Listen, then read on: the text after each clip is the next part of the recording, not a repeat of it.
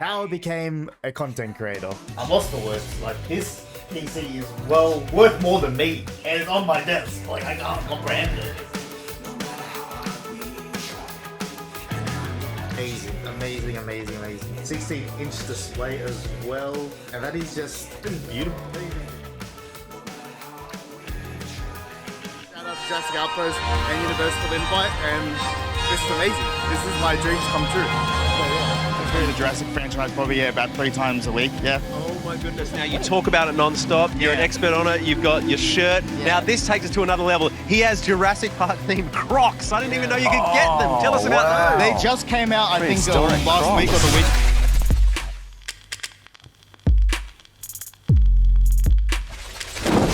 It's been a while since we've been able to make a video in this setup. It's been crazy, and you better enjoy this setup while it lasts because I'll be moving soon. But yeah, as you guys know, I've been at the Jurassic World exhibition, media day, Channel 7 sunrise morning interview, Assassin's Creed interview as well. Not interview, Assassin's Creed event from Mirage, PAX as well. That was just last weekend. And while you guys see this video, I'll be at South by Southwest in Sydney, another event. So it's nice, you know, be home and just record a video like this. I've had a lot of people asking me over this year and just recently over these couple of weeks saying, hey Jaden, how do you get into streaming? How do you get into content creation? How do you work with brands? How do you do this? How do you do that? I have questions on my phone through people that I've sent anonymously, so I'll be reading through that as well and giving some advice. I just want to say this is all my story and my journey through content creation, so if you easily get offended or if you don't like people telling you to do stuff a certain way, then maybe click off. But this is all my opinions, my journey. So yeah, I'm gonna say things that might offend you, but it doesn't come from a place of ill intent. It's just my opinion and just my mentality. Alrighty, let's get into it. So streaming, you're a streamer, you like streaming. All fair and good, I guess. Is that the saying? I don't know. All fair and good if you just want to do it for fun and that's it. But as for myself, I've been watching YouTube. I've been watching, say, the Sidemen since I was in year 7, especially like creators like Max Mofo, KSI and all that. I've been watching them since I was probably, yeah, year 6, year 7, so like 11 and 12 years old for myself. I never saw myself something I was good at anything, and content creation and just playing games for a living was something that I knew I was good at. I didn't expect it to turn into what it is now, and I know I'm only small still, but I think it's fair to say that I'm on the come up. I'm trying. That's not me having an ego or anything. That's just from what I'm seeing and comparing my journey from this stage from last year to the year before. It's, yeah, getting higher. But yeah, so you're a streamer, you like streaming. Okay, if you do want to make this a full-time thing, you need to get out of the mindset that, oh, I just want to stream. No, if you want to, you know, try and make this a dream of reality, you have to be posting on TikTok, posting on YouTube Shorts. And no, you probably heard this a million times, but you're probably still going to ignore it and you're still going to be stagnated. But doing short form content is going to benefit you, and it's going to make people come to your stream because they're going to see this 15-second clip of your stream and be like, oh, I might tune into that next time. You know what I mean? Just stuff like that. It's easy.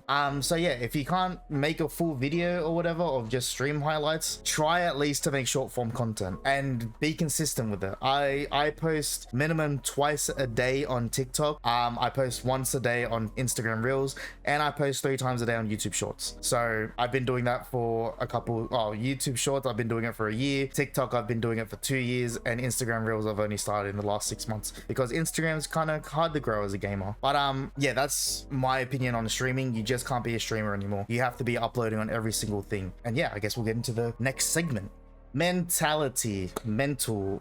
This is your best friend. And I know last year, and I've never said this on video, I've said it a couple of times in stream to help out my viewers and stuff like that, but last year I had to see a counselor. I had to seek out help because I was feeling depressed and all that stuff, and I didn't know when I was in a bad place last year. Not that none of you guys knew that, but I was going through shit. I seeked help. I saw a counselor. We made changes and stuff like that to apply and improve on, and I can say I'm a very happy person now for seeking help and all that jazz. Understandably, content creation gets to everyone. I've never been burnt out, knock on wood, and I don't think I will, because I think my mentality is always about proving people wrong, and I do not want to stop, and it's just a addiction, I guess. I love proving people wrong. This is a show to me, content creation. Obviously in person, I'm more chill. I'm a lot more calmer. I'm more like laid back. But I have these sticky notes on the bottom of my monitor to help me while I'm streaming. And one of them says, "This is a show." And then the other one says, "Engage with chat." And then the other one's just dot points of ask how chat's doing, ask what how they are, be thankful for them as a viewer, explain what I'm currently doing, all that stuff. So there's stuff at the bottom of my monitor that when chat's quiet, I always have stuff to talk about. I'm not just like, "Oh, how did he kill me, man? Oh, this game's bad. Oh, hi, late night Lima." You know, no one's gonna watch someone like that. I'm not gonna watch someone like that. You're not gonna watch someone like that. But mentality is a big thing. I guess it also depends on who you look up to. I look up to certain athletes like Israel Asanya, Sugar Sean, and some YouTubers like KSI, Simon, especially from the Sidemen.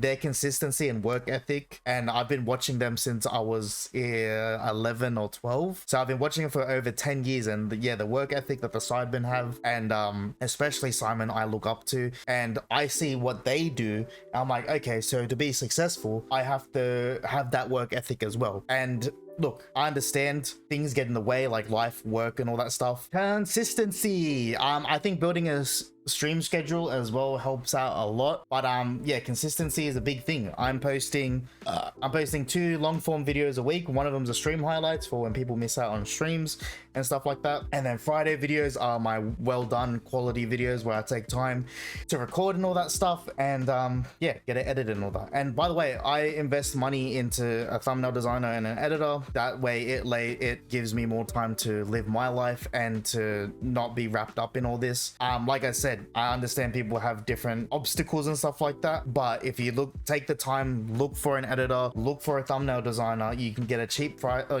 not a cheap price, but you can negotiate a price where it works for you. And if you really want this, you can do it, you know what I mean? And this is what I mean about mentality thing. But yeah, consistency. I stream 6 days a week. I upload 2 videos a week. I upload on TikTok twice a day. I upload on Instagram Reels once a day, and I upload on YouTube Shorts 3 times a day. So consistency is a big thing, and the consistency is the one thing that goes through my head. I strive on being consistent. I feel like majority of people are consistent at being inconsistent, and that's not a good thing to do. Like I said, things get in the way and stuff like that, and I understand that lately I've had to miss streams and stuff like that because my schedule is just too full on, and that's okay. But as long as that's an inconsistent thing in your schedule, then it's fine. Like me missing a stream is a very inconsistent thing because I'm always streaming and stuff like that. So consistency is a big thing and stuff like that. And yeah, the content that you are making. Okay, so for the content that you're making, if you're making montages in 2023, yes, 2023, if you're making montages, Fortnite, COD, Apex, any first person montage, stop it. I live by a quote as well: evolved or be extinct. As you guys can see, I love dinosaurs and they're extinct, and I can appreciate and love them for what they were, and just the Jurassic franchise as well. And that's what I think people need to do. They need to appreciate the times and move on. Yep. I think another thing as well, when it comes to making content, is look up to the creators that inspired you to be a content creator. Look at the content they're making, look at their videos, and just not copy them, but be like, okay, what do I want my videos to look like? Do I want my videos to be that engaging, that fast paced? And I do recommend making your videos fast paced and engaging, and maximum 8 minutes is the best way to go because of what Mr. Beast has done. I'm not saying anything bad, but yeah, he's changed the YouTube game where people have a short attention span, especially with TikTok coming out. If your video is not engaging from like the first minute and thumbnail, then no one's gonna watch it, you know what I mean? So if you upload like a 20-minute, 40-minute gameplay video and just like, oh well, I'm playing this game, oh, like, yes, it might get views, and look, some people are really famous in that scene, but that's the thing, I don't think you're gonna grow anymore. I think that scene's made, it's done. Like, the people that are big from it, and that's it. That's all that's gonna happen. But that's just my opinion. I just feel like you really need to branch out and stuff like that, and make shorter forms of videos that are more engaging. And if you want to play a storyline, I'd recommend streaming it, but that's just my opinion on that. I just don't think that's really a way of YouTube anymore. But yeah, that's just me. I know some people might not like that. I know some people that watch my videos make 20, 30, 40-minute gameplay videos, and I'm sorry if this offends you, but from my experience and from how far I'm moving and stuff like that, there's obviously a reason why that's happening. That's just me. But just don't make montages. Alrighty, let's get into the questions now. So this one's on Twitter. How do you go about approaching brands you wish to collaborate with? Any advice on how to do this? And do you have an example to show us? Look, honestly, when it comes to working with brands, 90% of the time I'm getting rejected. That's pretty much it. The first thing I did when I wanted to start working with brands and stuff like that, I looked around my room and I was like, okay, what products do I use? Okay, HyperX. Okay, Logitech mouse. Okay, Razer headset. I looked at different things in my room and I'm like, okay, these are things I use. These are things I'm experienced with. Let's try find an email and that's, you know, email them, see what happens. Especially with like grooming products, like my beard and stuff like that. I just looked around of what I use on a daily basis, and that's how I started approaching brands and stuff like that. Any advice how to do this and have an example to show us? I don't really have an example besides writing out an email. Oh, actually, I do have something. I would recommend making a cover letter. So something like, okay. So this is my cover letter of what I send to brands and stuff like that. And I only made this year. So first it says, hey, I'm Jaden, or I'm NJ Highways, content creator. Here's my email. A bit about you, bit about, yeah, just what you do. Hey, and I throw in how my community describe me. And then, because brands care about numbers, and stuff like that. That's the main thing they care about. So you just throw in your followers there and your impressions, your views that you get and all that stuff. I need to update this because I have 1.9 subs now and stuff like that. But and yeah, you just chuck in the brands that you've worked with and stuff like that. It also depends what kind of content you make, you know what I mean? Like I said before, if you're not showing your face and stuff like that, brands wouldn't really want to work with you because you're not showing your face. Like, I guess this crosses the influencer part as well. Like, while they want to work with someone that's not showing their face and can't really cater to their audience and show why their product is a good thing, you know what I mean? They're gonna want to work with someone that's engaging, that has a fan base, has a community, and that shows their face and be like, I use this, ha ha ha ha. Like, so that's what I'd do with approaching brands and stuff like that. But it's also what you can do for them and stuff like that. But yeah, that's probably the best thing I can do and give advice to you. But it's 90% of the time you're getting rejected. But just keep trying, be consistent, just never give up. Alrighty, here's another question. What keeps you motivated to keep going? So like I said, pretty much proving people wrong, and that's pretty much my main source. But yeah, just proving people wrong, and just, you know, I'm really passionate about this, and that's my motivate. This is what I want in my life. This is what I dream of. This is all I think about, is just being a content creator, and it's stressful, but it's what I want to do. This is my dream, and I don't want to be working in warehousing anymore. So that's what keeps me motivated. Next question. What advice would you give your younger self? Not make montages.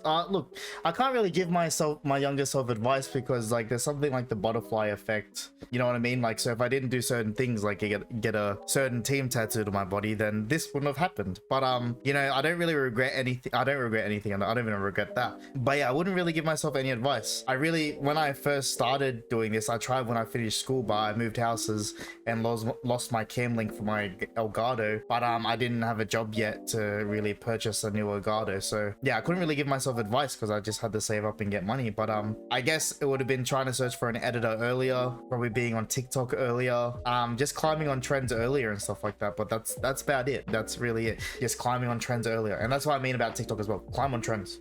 How long did it take you to get a decent viewership and follower count on Twitch? So I think I've been streaming for 3 years or 4 years. I know I streamed on Mixer for a while, and then that shut down, and then I had to go back to Twitch. But it took me a while. It took me like pretty much 3 years to get where I am now on Twitch, and I only got 1.8k followers on Twitch. And I average between 15 to 30 people on Twitch as well, from my view count. I know that's probably died down a bit now since all the events and stuff like that I've been attending. But yeah, one thing that you have to be as well is patient. Rome wasn't built in a day, you know what I mean? You have to be patient in this scene. Nothing's gonna come overnight. Sometimes posts do blow up overnight, but you have to be consistent on that and keep going, you know what I mean? One TikTok that blows up and gets 1 million views doesn't mean you've made it. You know, I have over 1 million likes on TikTok with 4,000 followers. Doesn't make sense, but I keep going and stuff like that. But yeah, it took me a couple years, you know what I mean? But like I said, you have to be consistent on every other platform, not just Twitch. Next question. Oh, this is not even a question. This is just really nice. Oh, I just want to say I'm so incredibly proud of you and the effort you have put into this journey. I remember you just starting it out, and look how you've grown. Inspires me to get back into streaming. Oh, that was really nice, and what a great way to end off the video, I guess. Like I said, I'm sorry if I didn't answer everything, but that was just a little insight of my content creation journey, my mentality, and what I think and my opinions and my own views. I hope this low-key kind of helped you. If not, then I'm sorry. But yeah, this is just my own journey and my own take on content creation and stuff like that. But yeah, I just want to say thank you guys as well for supporting me, and just, you know, watching my content and just supporting me. It does mean a lot. I'm sorry if some parts I did sound a bit arrogant. It's just my mentality at the end of the day, and I'm sorry. That's just how my brain works, and that's just how I am, and that's how I keep being consistent and how I keep going. But thank you guys so much for watching, and I'll see you guys in the next one.